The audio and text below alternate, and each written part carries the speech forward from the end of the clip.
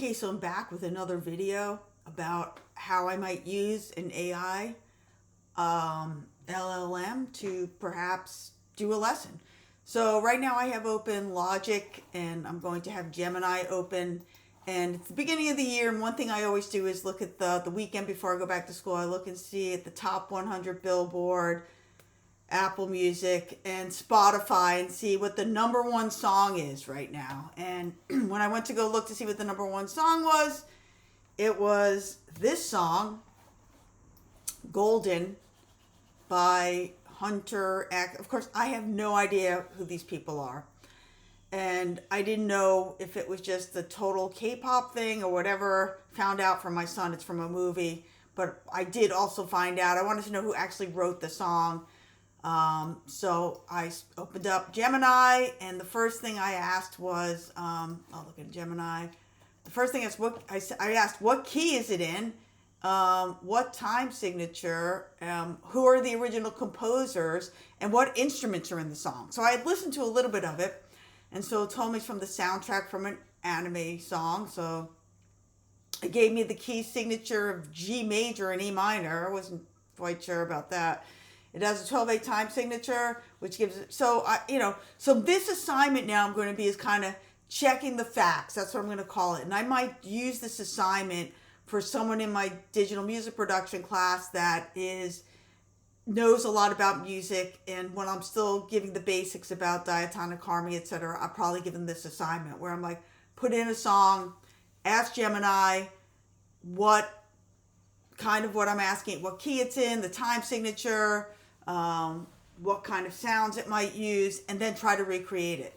So I looked at this, and it said the chord progression is C, G, D, and E minor. So I'm wondering why it said it was in the key of G. It sounds more like it's in the key of C, or E minor. It gave me who the artists were, which was kind of cool, right? It said the instrumentations were synthesizer, drums, strings. I didn't really hear any strings kind of in it. I hear some synthy strings. Again, I didn't really hear electric guitar. Vocals, definitely. I heard a lot of synths. So one thing when I saw it, I was like, yeah, this is going to be great for DMP. It has a lot of sounds in it. Then it said this too, which is interesting. It was true. It has these push. I said, what's the tempo? I also asked about this time signature thing because it does have this push and pull. It's a good song to talk about metric modulation a little bit. Then I was like, what waveform would you describe the bass line as? Because I had already started to recreate it in Logic, and it said that it would be a sawtooth, which was right. It is kind of a sawtooth sound. But I didn't use a sub-bass sine wave, but you could. To definitely use a low-pass filter and compression, I did do that. It talked about the envelope here. So anyway, now that they asked and had these elements, what I'll ask the student to do is then recreate it in Logic. Now, I can't really play that much of this song for copyright, so I'll just play 1 second of the beginning, and then I'll play about 2 seconds of the main verse part. So here's just a tad of the beginning. Okay, so those vocal chops, really difficult to get exactly like that. And here is the main gist of the song. So you can hear the bass and stuff. So that's all I wanted to play for that. So I don't want to copyright infringe anyone. So I still have not got... So the one thing I would ask the student to do is figure out, is that the right harmony? And the first thing I did was I created a harmonic progression and using the ES1, really trying to create it from scratch. And it's a very airy sound, bright sounding. So... And it's kind of this type of sound, right? Under more of an organ, kind of airy organ sound. So I would ask them to create that from scratch, right? The one thing that it also does in the beginning, which you can go and listen, which is a great thing that the student would have to understand, is it opens up the cutoff. So you would have to modulate the cutoff. You also have to add reverb to these things to make them sound right. So if you watch from here again, you'll notice that on this synth that I doubled, you'll notice that the cutoff will totally open up. And you can hear that in the song. You hear it, and it really... Okay, so, you'd have to do stuff like that. So there's a lot of elements that they would have to deconstruct then to recreate.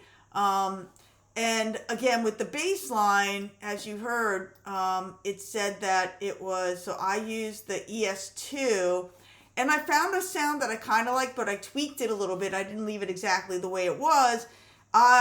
These were presets that came with it. I did EQ it, but I did also add an arpeggiator to it and chroma glow. So here's what it sounds like without those things. Let's put this here. So you know the song Dakata Dakata has that 12/8 feel, so I added an arpeggiator to it. And I added some overdrive to it to give it that kind of sound to it. So this is an assignment that I probably might use for a student. And, you know, I thought it was fun to do. I do this stuff on my own anyway, but it could help the student get more into the elements and fact checked what it's telling you. Is that true? Now, I found out, I didn't think there was any guitar in the whole song. So I was like, I don't know what it was hearing for guitar. But most of the stuff it gave me was true. I wouldn't say that's really in the key of G. But again, so another assignment using Gemini, and then using Logic and getting deeper into the facts about and understanding and concepts of music. Thanks. Would you use this in your classroom? Someone's got to respond one of these days.